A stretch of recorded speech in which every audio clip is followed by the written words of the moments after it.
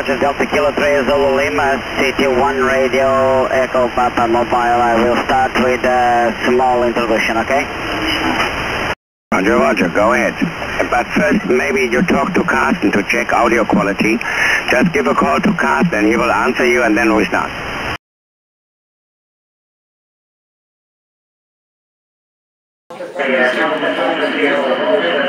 Charlie Tango 1, radio Echo Papa Mobile, over.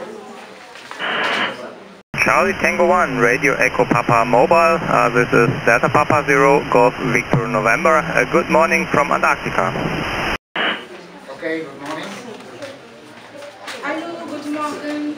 My name is Eddie and I assist my children, Cacilhas Tejo in Almagro. Können Sie beginnen jetzt? Over. Yeah, Roger, Roger. We are ready here for your questions. Ready when you are, you can start. Maybe I first introduce myself. My name is Carsten. I'm here the radio guy at the station and also the IT guy. And today I have here with me Hannes. He's responsible for the air chemistry lab here near the station. So, Mike, back to you. Hello, Neumayer. We were looking at your website and we noticed that every year, around September and October, there's a decrease in ozone at an altitude between 1250 and 3000 meters approximately. This decrease varies from year to year without a specific pattern. Our question is, why does this happen? Over.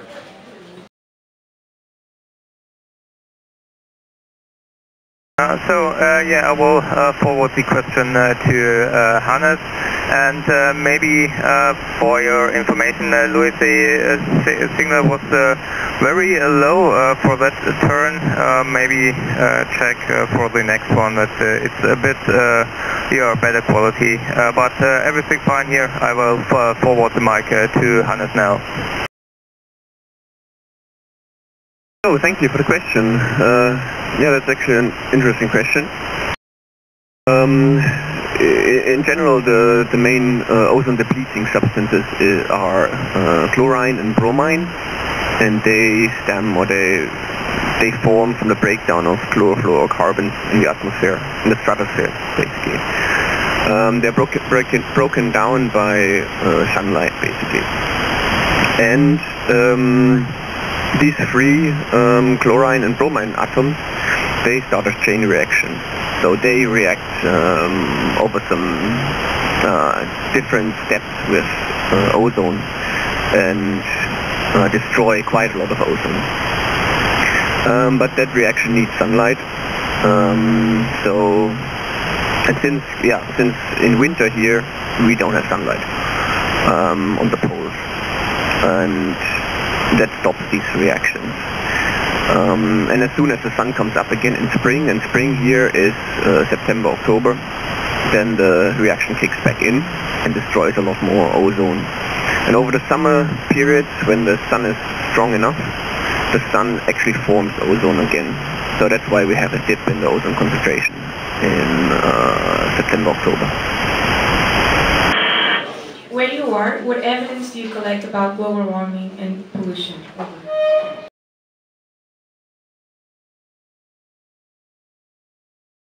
Yeah, thank you. Also a good question. It's me again, Hannes, the atmospheric chemist. So, we measure, of course, temperatures and pollution, so greenhouse gas concentrations in the atmosphere, and all sorts of aerosols. However, we are very isolated here, so pollution we don't really measure. We have a really clear atmosphere, mainly because we are far away from the sources like cities or industries, and even ships. I mean, there are so few ships coming down here during summer that it doesn't really make a difference. Evidence for global warming, here on our part in Antarctica, the temperatures remain luckily still pretty stable, so we don't have an increase in temperature. Also, we don't have an increase in glacier ice loss, so melting of glacier ice. It doesn't mean that doesn't happen in other parts of Antarctica. So, for example, in the west of Antarctica, there's a strong loss of glacier ice, of sea ice, and the temperatures are increasing over the last years. Thanks for the question. During the period of time from 21st May to 22nd July, being always night, what difficulties do you face that you normally wouldn't, and what source of energy do you use during that time? Over. And Charlie Tango 1, Radio Echo Papa stroke mobile. This is Delta Papa 0 Golf Victor November. It would be hard to guess what will be the difficulties because it is my first polar night. But day length is decreasing over the past months. Some things you already recognize. Sometimes it's hard for me to get up in the morning because it's still completely dark outside, but it's already 9 o'clock. So I think that will be difficulties also for the polar night when it's completely dark and during the complete time, maybe a bit sunrise at lunchtime. And also you have to carry some lights with you when you go out. And concerning the energy here at the station itself mainly uses fossil fuel, and we have also a wind turbine, and also during the polar night there are many stormy days, so we will get some energy from this wind turbine. And for the faraway observatories which are running on its own power supply, they're also mostly wind, which is used as power supply there for polar night. Mike, back to you. Okay, Delta Papa. November is a Charlie Tango 1 Radio Echo Papa mobile. Another question? Where does the household waste go, and also the one resulting from the experiments carried out? We assume that you don't throw it overboard or just leave it behind. Over. Charlie Tango 1, Radio Echo Papa stroke mobile. This is Delta Papa 0 Golf Victor November. Yes, you're completely right. We are not allowed to leave anything behind. So every waste has to be collected, sorted, then it gets compressed, compacted, and stored in a shipping container. The complete process gets logged so that we have a log, documentation what's in that container, and when the container is full, it will be transported back in the next summer season. So every waste we produce here will be transported back, and so that we don't leave anything behind us. And that's also for the experiments. I think there's not much waste from experiments, but also some remote station which are just built back and also then shipped back to Germany, so that it maybe gets reused for other projects. Okay. You want the Radio Echo Papa mobile return? Another question? How do you do weather report in Antarctica, and if the report is somehow wrong and an unexpected storm happens, what's the security procedure? How do you stop it from damaging the outdoor research? Over.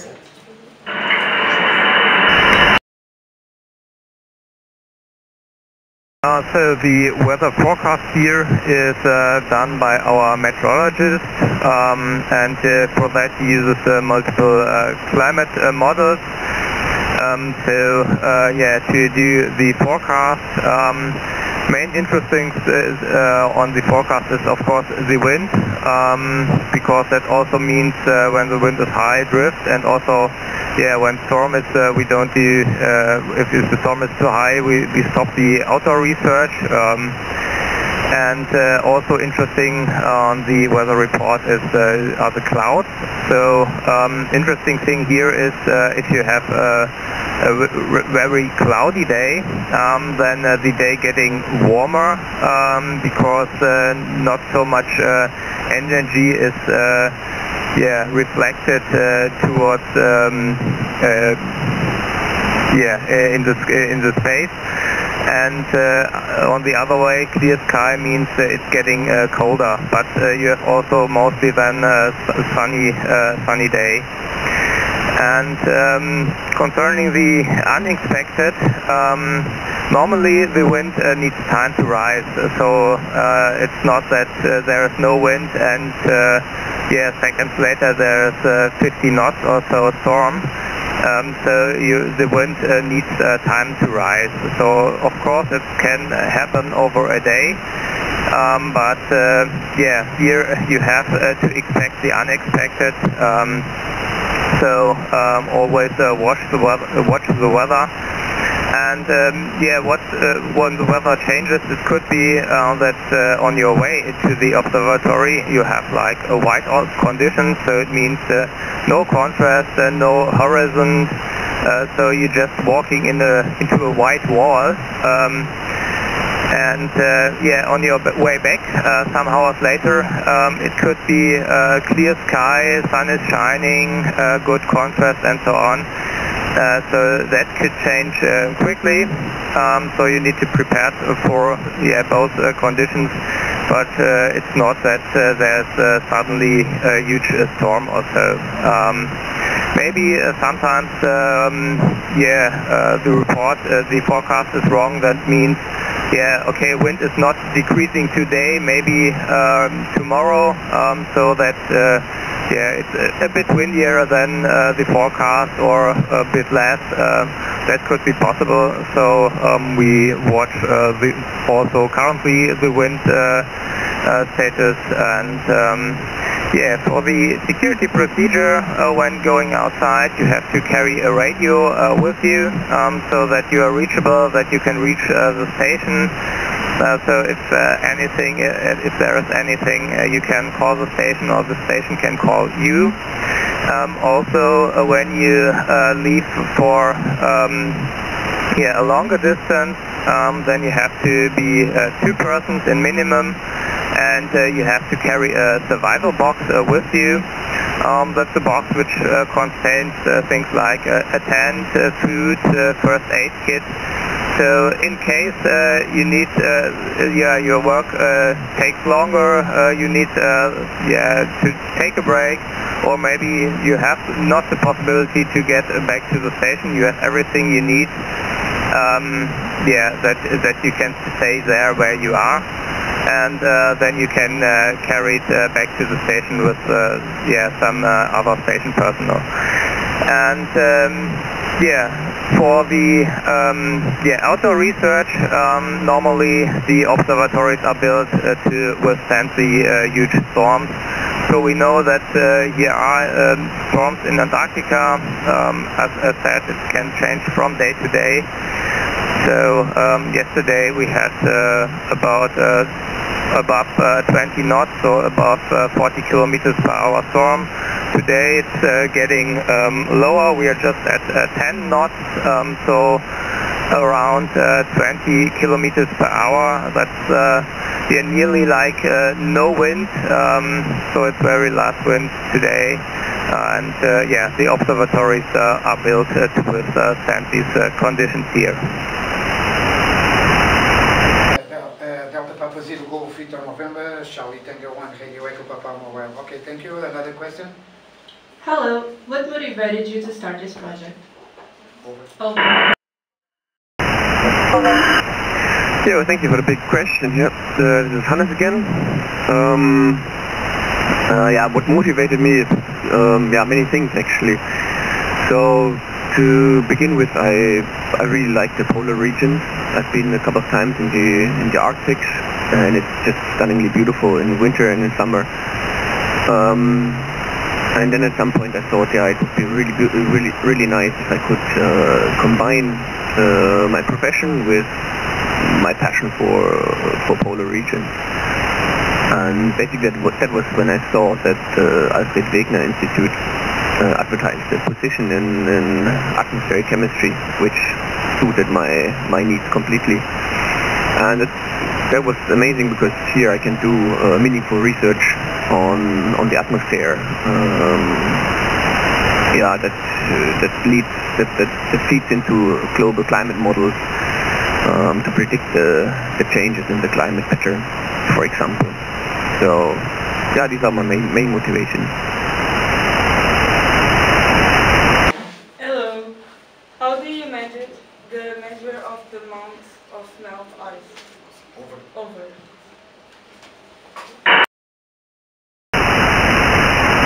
Yeah, Hannes again. So we don't really have melt ice here. How I mentioned earlier, the temperatures are pretty stable and it is cold, so it's cold enough that the ice is not melting. What we actually have is snow accumulation. Each year we gain in this area about 1 meter of snow, and this we measure. There are different methods for that. One is, for example, a laser that just looks at the ground and then measures the distance from the laser to the ground, to the snow surface.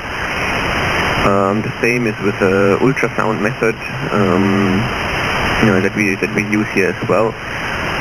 And then also a very simple manual method. So we have metal poles that stick out of the snow. And we go there every week and just measure how much snow accumulated on them. And like that we know how much snow we get.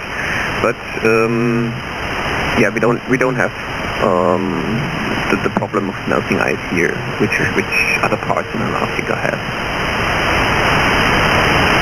Delta Papa Zero Golf Victor November, return CT1 Radio Echo Papa Mobile. Another question? Hello. After the decision of shutting out all the coal centers, can you already see a reduction of the carbon dioxide emissions and decrease of the global warming? Over.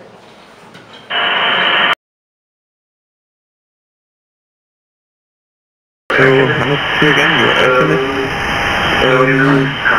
So you can't see a difference in the global greenhouse gas concentration.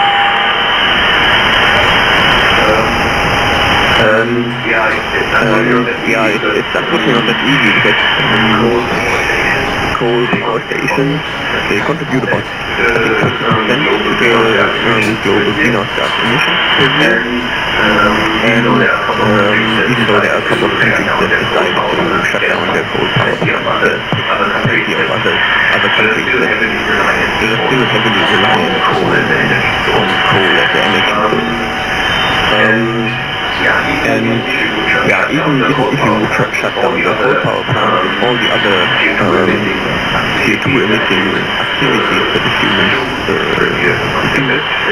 then it would still take decades, up to 100 years or something, that we would, or even longer than 100 years, that we really would see a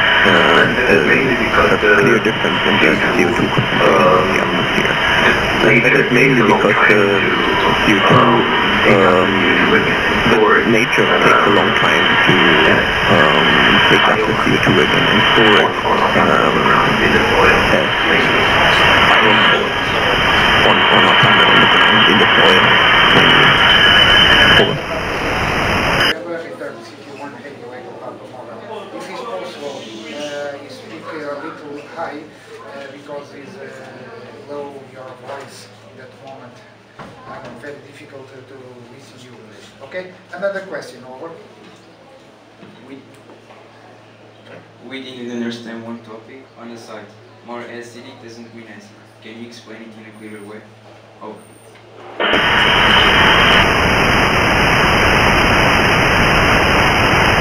So, this is Carsten speaking again, Charlie Tango 1, Radio Echo Papa Stroke Mobile. This is Delta Papa Zero Golf Victor November. So it's not my profession, but we looked it up. So it means like if a liquid gets more acidic, that does not directly mean that it's directly an acid. Maybe it's easier to explain this with temperature. So it means if it is getting warmer, maybe for here from minus 20 to minus 15 degrees. So it's getting warmer, but of course it does not mean that it is warm outside. So that's maybe easier to understand. So it's like the direction is more acidic, but it would take more steps if it's sometimes maybe an acid, but it still is not. So maybe that helps to understand. Mike, back to you.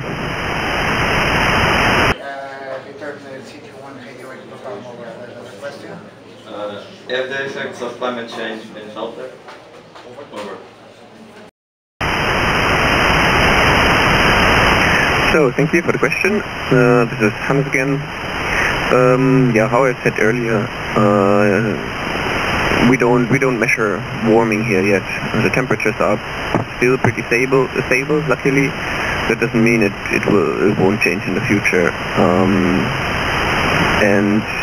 The ice is not melting. Snow is still accumulating in the same rate as in the last decades. So we don't really feel the effect of climate change here. But that doesn't mean that other parts of Antarctica don't feel it. So, for example, the Western Antarctica, the temperatures are rising steadily. The glaciers are shrinking, so they are melting away. There were collapses recorded of ice shields, shelf ice areas, and then also in some parts of East Antarctica, the glaciers are melting a lot faster. But here in Ronning Maudland, where we are located, we don't measure that yet.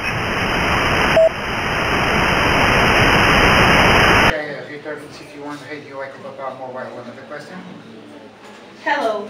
Which are the necessary adaptations for the Portuguese zone, knowing the climate changes that are happening? And how high is the risk for the Portuguese population if we don't do anything? Over.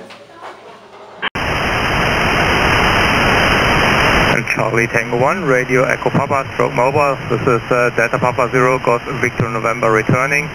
So I think the adaptations are not only for like Portuguese or Germany, it's for the complete world.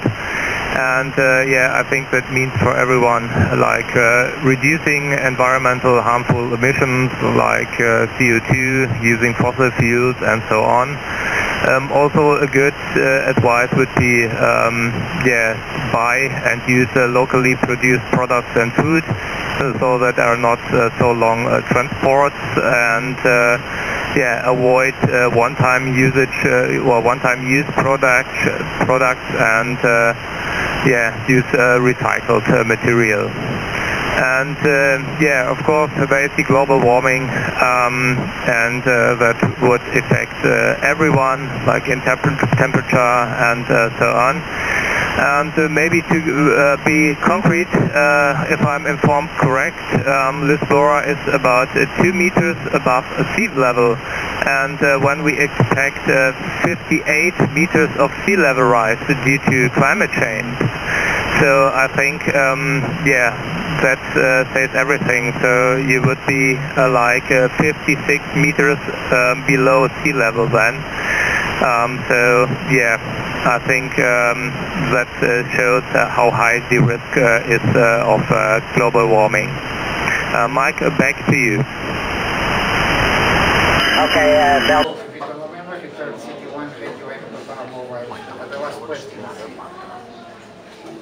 How do you get power and energy for your equipment once you're in Antarctica, or where do you get it from? So this is Carsten speaking again. So for the far away observatories, most energy source is renewable energy like photovoltaic and wind turbines. In summer, main part is photovoltaic to use the sunlight, and in the winter, where there's no sunlight or just very few sunlight in the spring and so on. So mainly we are using wind energy there of these observatories. And the station here, it mainly uses fossil fuel. We have also a wind turbine outside. It's also planned for more wind turbines and also using photovoltaic here at the station. Important thing here is also to have a reliable energy source, because if the energy source would fail here at the station, we would have a huge problem. That's because we're not just photovoltaic, and wind is still in evaluation, so that you have a source which also withstand these weather conditions here in Antarctica, temperature and also the storms. And for the complete supply here, it's only done in the summer season. There is one main supply once per year, which is done by ship. So a ship will arrive here at the Atka Bay and supplies the station with food, new equipment and also spare parts and so on. So that's the main supply, and also there could be small supplies by plane. That's mainly when the summer teams, like the technicians and scientists, arrive and leave here. They come by plane, and also with the plane you can carry some small supplies, if just maybe some fresh fruits, or if some spare parts are missing and needed very fast, then in the summer season you can get that by plane. Mike, back to you. Okay. Golf Victor November, return Charlie Tango 1 Radio Echo Papa Mobile. Okay, thank you very much. Is the last question, and I pass the microphone to the teacher to say the words for you. Hello, I'm a school teacher from escola Cacilhas Tejo, and I want to thank you for all your disponibility to answer to our students' questions, and congratulations for your work, and wish you all the best. Okay? Danke schön, and goodbye. Over. Charlie Tango 1, Radio Echo Papa, so over.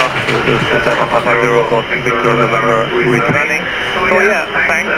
It's also every time a pleasure for us to answer these questions.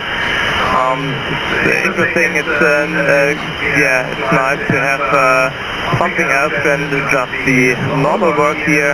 And thanks for all your good questions, and hope you will have a good day. Currently here, maybe just for the closing weather report from here. Currently minus 17 degrees outside and 13 knots wind. Day length still 2.5 hours, so we were waiting for sunrise at 11 UTC. And that's report from this side. Have a good day, and bye from Antarctica.